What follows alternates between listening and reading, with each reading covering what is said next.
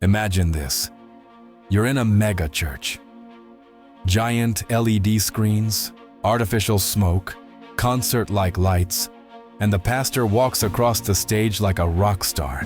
Suddenly he shouts, "God told me that if you give $1,000 today, He will give you 10,000 in return."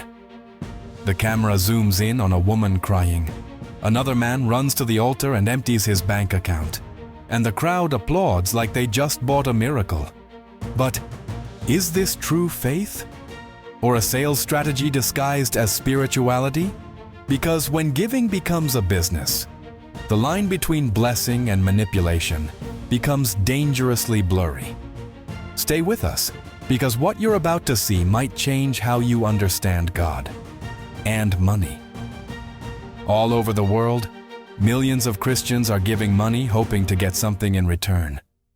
Not out of greed, but because someone told them that's how faith works. Before we continue, subscribe and share so you don't miss more content like this. Welcome to Finanzas con propósito. Sow a seed and God will bless you. The more you give, the more you'll receive. God wants you to be rich, healthy, and successful. And sure, it sounds inspiring. But here comes what no one wants to say. Some pastors are using the Bible like a catalog of promises and using faith as an excuse to get rich at the people's expense. What happens when you give and receive nothing? Is it your fault? Was your faith not strong enough? Or Jean, was the message they sold you never the true gospel? Martha was 56. She sold her car, her wedding ring, and even borrowed money just to sow a faith offering. The pastor promised God would return it double. Months passed. Nothing. She lost her home, her health collapsed, and so did her faith. And that's not an isolated case.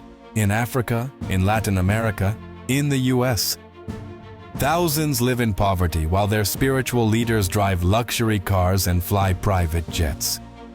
Churches that look like entertainment centers, pastors preaching more about finances than about Jesus, and messages that turn God into a heavenly ATM. Seriously, is that what Christ taught? The gospel is not a formula to get rich. It's a call to sacrifice, generosity, and above all, to truth. But truth doesn't sell books, and it doesn't fill stadiums. Here comes the hardest part. Many of these preachers quote Bible verses, but take them out of context to justify their lifestyles. For example, give, and it will be given to you. Luke 6:38. Sounds clear, right? But if you read the whole chapter, Jesus wasn't talking about money. He was talking about forgiveness, mercy, and how to treat others. Another classic, whoever sows will reap. But reap what? Material wealth or spiritual fruit? The problem isn't just what they say, it's what they hide. They don't tell you the apostles lived in poverty, faced persecution, and gave up everything. They don't tell you Jesus had nowhere to lay his head. So if the Son of God didn't promise earthly riches, why does his representative on earth need a private jet? What does the Bible say? The Bible does talk about blessing, but never reduces it to money. Look at what Paul said in 1 Timothy 6:5. Corrupt men who think godliness is a means to gain. Sound familiar? Paul said it 2,000 years ago, and it's still happening today. And in the same chapter he adds, "For the love of money is the root of all kinds of evil, which some have coveted and strayed from the faith." 1 Timothy 6:10. Jesus himself made it clear in Matthew 6:24. You cannot serve both God and money. It doesn't say money is evil, but it warns, if money is your master, God no longer is. True prosperity in the Bible means having peace, purpose, and a relationship with God, not a bloated bank account built on someone else's fear. But you know what's most contradictory?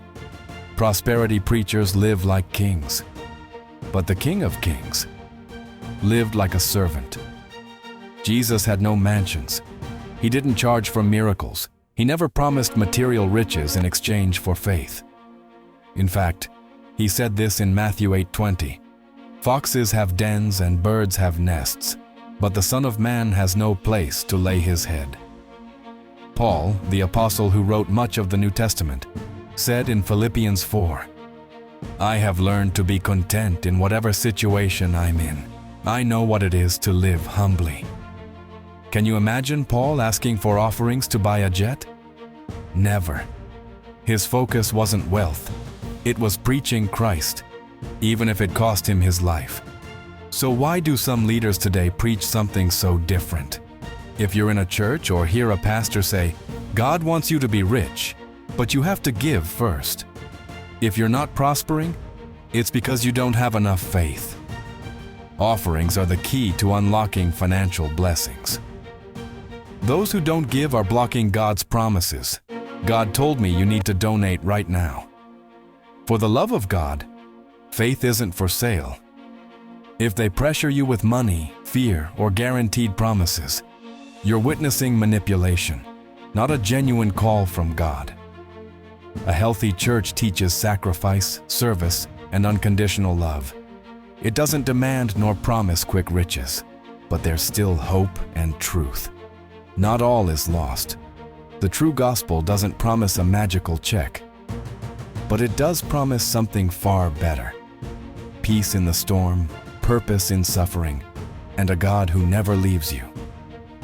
When Jesus talked about blessing, he meant transformed lives, healed hearts, restored families. True wealth is spiritual. And while the path isn't always easy, there's one promise you can trust.